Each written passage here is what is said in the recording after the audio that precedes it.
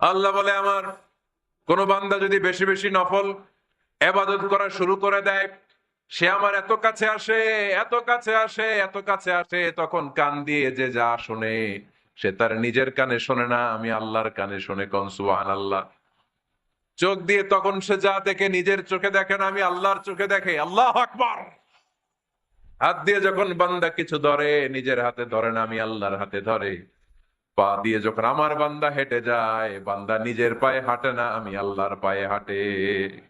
কিয়ামতের দিন আল্লাহ বলবে, উনজুরু হাল্লি আব্দি মিন তাতাওয়ু।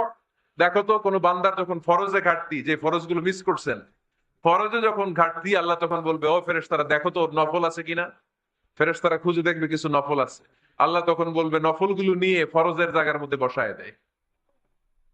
আওয়াজ করে বলতে হবে আল্লাহু আকবার। তাহলে নফল ইবাদত বাড়ানোর দরকার আছে না নাই?